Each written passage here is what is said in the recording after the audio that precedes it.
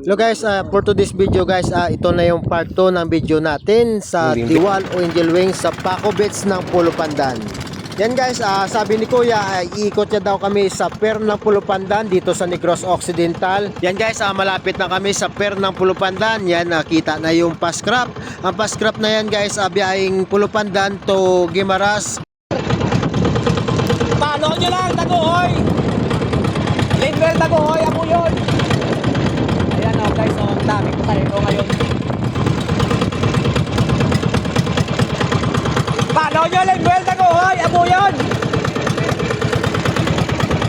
Yan, shout out dyan sa aking kakaklase na si Michael Limson na sinamahan talaga ako pumunta sa gitna ng karagatan para ma-experience kung gaano kalalim yung kinukunan ng Diwal. Ganoon na rin sa pagsama dito sa pier ng Pulo Pandan. Ganoon na rin yung ating kaibigan si Jico Minosa. Salamat sa inyo. Ganoon na rin yung mga ating kaibigan dito o bagong kaibigan dito sa Paco Beach, Pulo Pandan. Sabi ni Kuya sa akin guys, dito daw sila dati naninisid ng Diwal nung nakaraang buwan lang sa pier ng Pulo Pandan, Negros Occidental. Tapos guys, umikot-ikot pa kami dyan sa pier ng Batangas para makita namin kung gaano kalawak at saka kung gaano kaganda yung pier ng Pulo Pandan. At dito naman banda sa kabila guys, ay dito naman yung babaan ng baboy at saka kalabaw at baka na nanggaling sa Mindanao at sa Karatig na probinsya.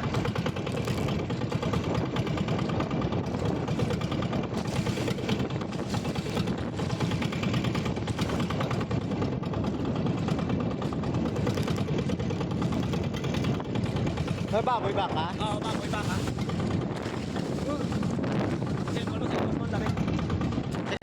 Yan guys, nag-decide na ako bumalik. Medyo maalon na kasi dito banda. Baka mabasa o mahulog pa ang cellphone ko. Sayang yung content natin kasi hindi na makuha kapag mahulog sa ilalim ng dagat. Yan guys, pabalik na kami.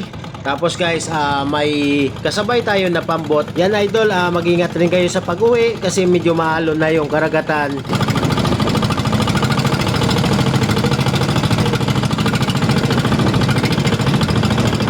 Ito naman sila ni Kuya kasama si Michael.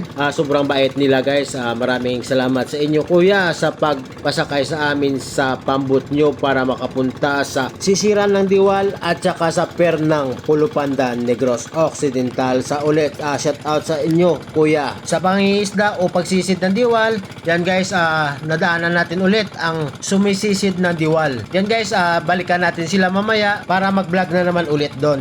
Yan guys, pagkalipas ng ilang oras ay malapit na kami sa tabi ng karagatan. Yan guys, padaong na kami dito sa Paco Beach, Pulo Pandan. Yan na guys, nakadaong na tayo sa tabi. Yan guys, tulong-tulong na para iakyat yung pambot.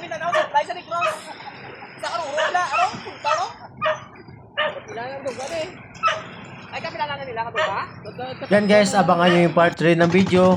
Kasama natin dyan si Cap John Verde ng Paco Beach at si Cap Delphin Madrina ng Palaka Sur, Pulo Pandan.